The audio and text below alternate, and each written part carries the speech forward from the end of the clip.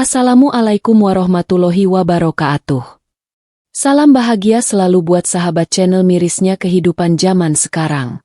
Mari kita simak dan mulai ceritanya. Aku selalu berpikir bahwa hukum itu adil, bahwa segala keputusan yang keluar dari meja pengadilan adalah keputusan yang objektif dan bijaksana. Namun, hidupku mengajarkan sesuatu yang jauh berbeda. Namaku Ayu. Seorang wanita yang pernah bahagia dengan keluarga kecilku.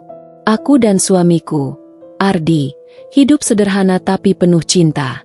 Kami dikaruniai seorang anak laki-laki bernama Aidan, yang baru berusia 5 tahun. Dunia kami lengkap dengan tawa dan kebahagiaan yang tak terhingga.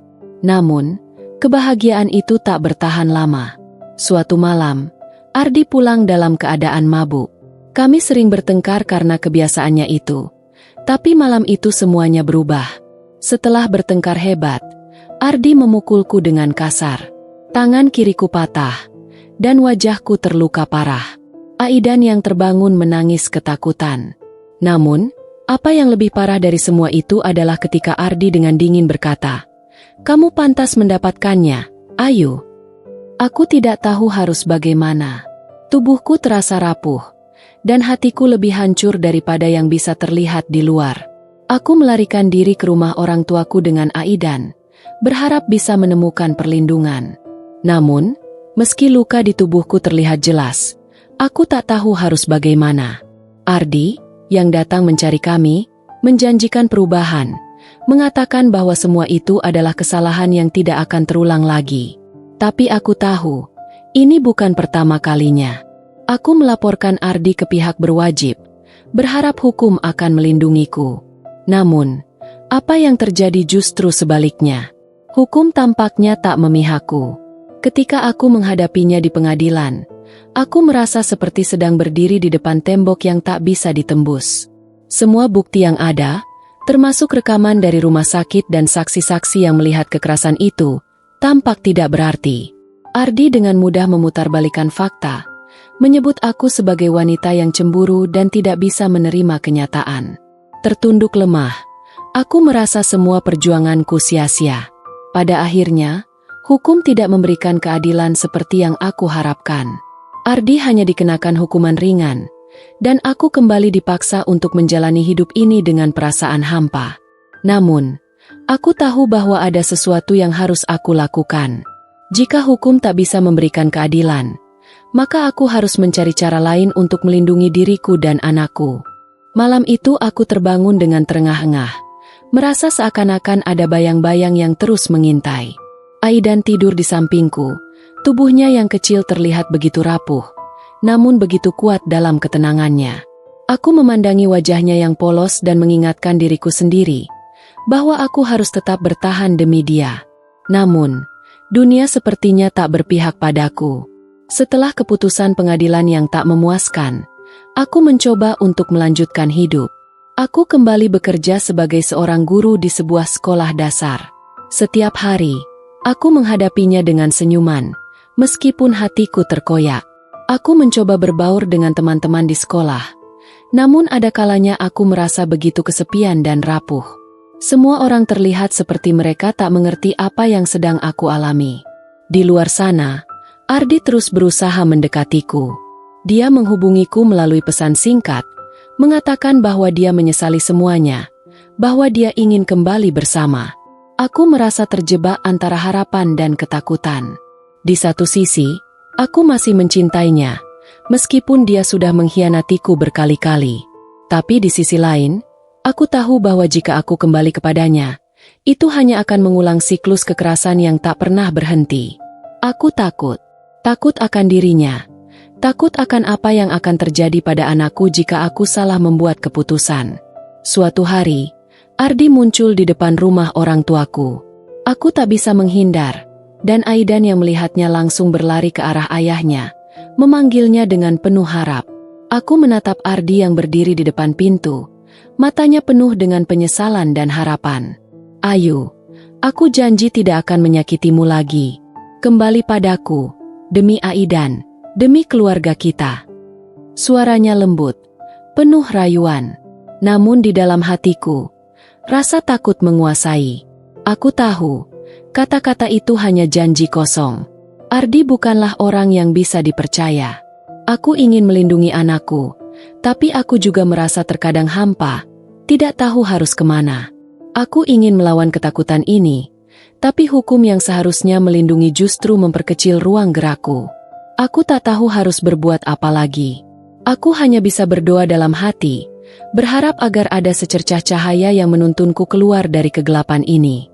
Namun, meskipun hukum tampaknya tak bisa memberi solusi, ada satu hal yang tak pernah bisa dicabut dariku, kekuatan seorang ibu untuk melindungi anaknya.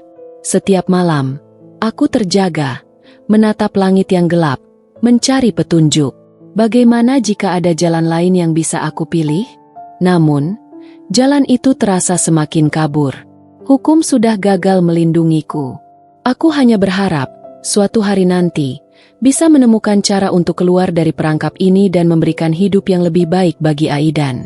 Hari-hari berlalu dengan berat, dan meskipun aku berusaha keras untuk tetap tegar, beban di pundakku semakin terasa semakin berat. Aidan, dengan mata penuh harap yang selalu mencari pelukan, selalu menjadi pengingat bahwa aku tidak bisa menyerah. Namun, ada saat-saat di mana rasa sakit itu hampir tak tertahankan. Pikiranku penuh dengan perasaan tidak berdaya, merasa seperti terjebak dalam kebingungan yang tak ada jalan keluarnya. Aku mulai berpikir untuk mengajukan gugatan cerai terhadap Ardi, berharap itu bisa memberiku sedikit kedamaian dan memberi Aidan kehidupan yang lebih baik. Namun, gugatan itu kembali menghadapi tembok besar.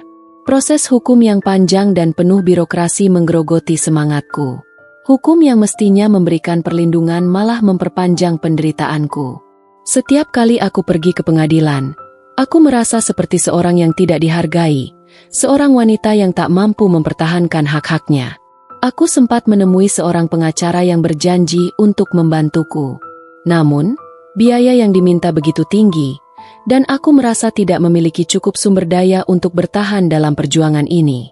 Setiap kali aku menghadapinya, aku merasa semakin kecil. Apa yang harus kulakukan ketika hidup ini begitu berat dan tidak ada yang bisa menolongku? Bagaimana aku bisa melawan hukum yang lebih berpihak pada Ardi yang kaya dan memiliki koneksi, sementara aku hanya seorang ibu tunggal yang berjuang untuk anaknya? Aidan mulai bertanya-tanya kenapa ayahnya tidak lagi tinggal bersama kami.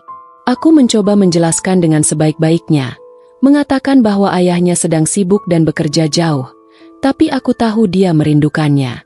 Setiap malam, Aidan melukis gambar keluarga dengan kami bertiga, dengan senyum di wajah kami, berharap bahwa suatu hari nanti itu akan menjadi kenyataan. Aku melihat ekspresi harapan di matanya, dan itu memecahkan hatiku. Bagaimana aku bisa membiarkan anakku tumbuh dalam ketidakpastian seperti ini? Namun, sesuatu dalam diriku berkata bahwa aku tidak bisa menyerah. Aku tak bisa membiarkan Ardi mendapatkan semuanya, tidak setelah apa yang dia lakukan.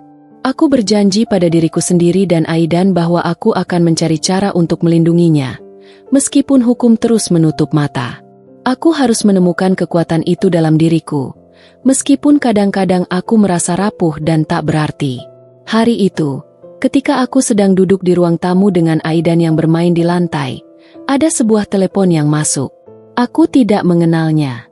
Dengan hati berdebar, aku mengangkatnya. Suara di seberang terdengar familiar, dan aku hampir tak percaya ketika mendengar kata-kata itu. Ayu, ada kesempatan untukmu. Jika kamu ingin memperjuangkan hakmu, ada sebuah organisasi yang bisa membantu. Kami ingin melindungimu. Ada sedikit harapan yang muncul, meskipun sangat tipis. Mungkin inilah titik balik yang aku butuhkan. Aku tahu, meskipun hukum yang ada tidak berpihak padaku, aku tidak boleh menyerah. Ada orang-orang di luar sana yang siap membantu, dan aku harus berani untuk mengambil langkah selanjutnya. Hukum mungkin tidak bisa memberi jawabannya, tapi aku akan berjuang sampai titik darah penghabisan. Demi diriku, dan demi Aidan. Keputusan itu membuat hatiku bergejolak antara rasa takut dan harapan.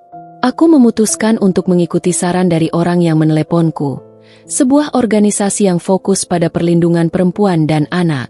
Mereka menawarkan bantuan hukum tanpa biaya, dan meskipun aku merasa cemas, Aku tahu ini adalah kesempatan yang tak boleh aku sia-siakan.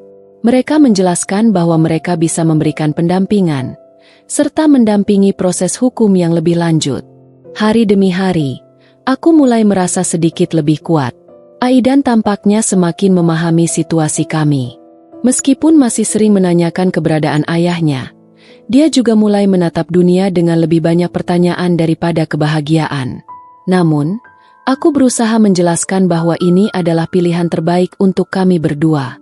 Aku ingin dia tumbuh dengan rasa aman, tanpa rasa takut akan kekerasan, meskipun aku tahu proses ini akan panjang dan melelahkan.